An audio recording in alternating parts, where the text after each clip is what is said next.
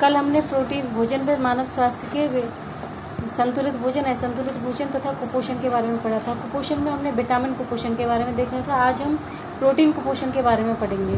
Protein कुपोषण, भोजन में लगातार प्रोटीन की कमी से होने वाले कमी को क्या कहेंगे? प्रोटीन कुपोषण कहेंगे।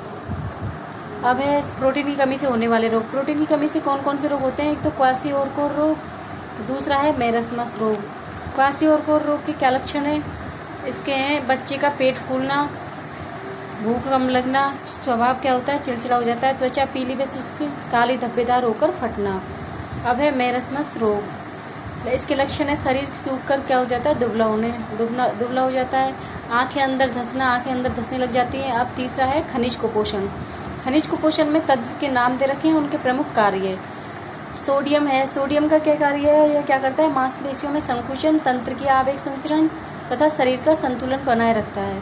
पोटेशियम, पोटेशियम मांसपेशी संकुचन, तंत्र की आवेग संचरण तथा शरीर का संतुलन बनाए रखता है।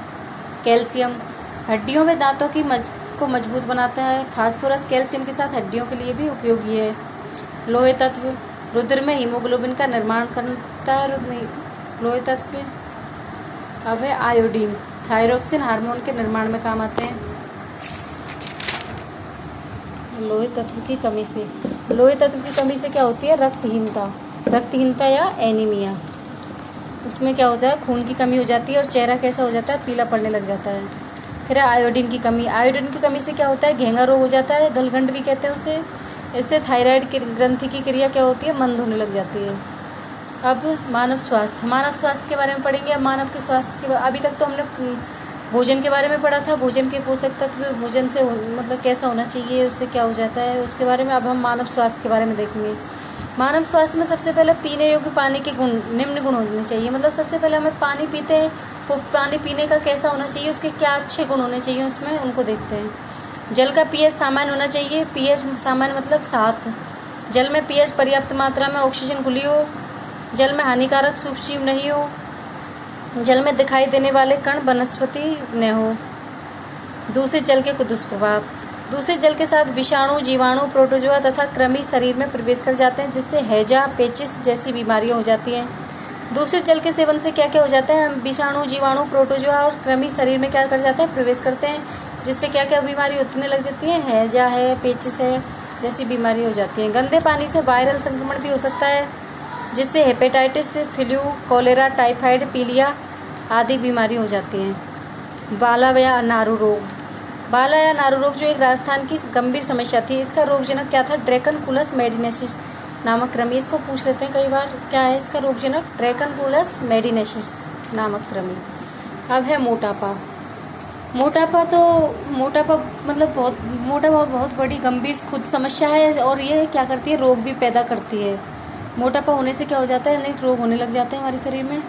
अब है मोटापा। इस स्थिति में शरीर की वसा या अत्यधिक बढ़ जाती है, वसा या चर्बी का बढ़ना।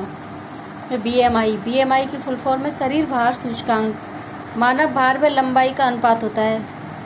इसकी सामान्य स्थिति 25 किलो वेट 1 मीटर प्रति स्क्वायर हाइट वाले के लिए होना चाहिए, तथा 30 किलो वेट यदि हो गया 1 मीटर हाइट के हिसाब से, तो वो क्या हो गया? मोटापा अधिक हो गया। मतलब मोटापा के कारण शरीर का वजन बढ़ना, अधिक ऊर्जा का सेवन तथा कम ऊर्जा खर्च होना, अधिक वसायुक्त भोजन करना, जंक फूड तथा कृत्रिम भोजन करना, कम व्यायाम करना।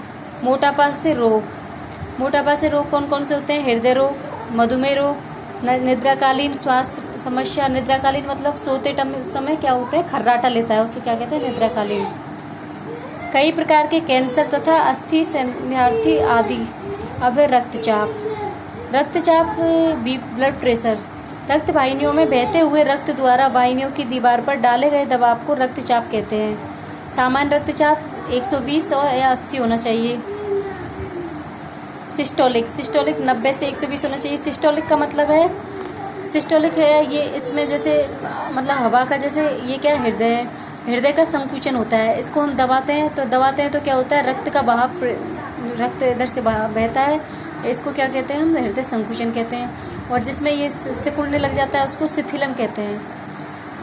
और जो इसकी शिथिलन कितने पे होता है, इसको क्या कहेंगे, डायस्टोलिक। ये कितना होना चाहिए, 60 से 80।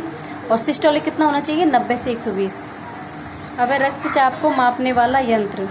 रक्तचाप मापी या स्फैग्नोमेनोमीटर, इसका नाम क्या है, स्फैग्नोमेनोमीटर। अब है निम्न रक्तचाप धमनियों के दबाव कम होना। धमनियों में दबाव का कम हो जाता है और धमनियों में दबाव का अधिक होना, उच्च रक्तचाप, अधिक बढ़ जाना, उच्च रक्तचाप। अब हमें कल नशीले पदार्थ के बारे में पढ़ेंगे, जो पार्ट 3 है, इसमें शायद पूरा चैप्टर हम कवर कर लेंगे। ठीक है, थैंक यू।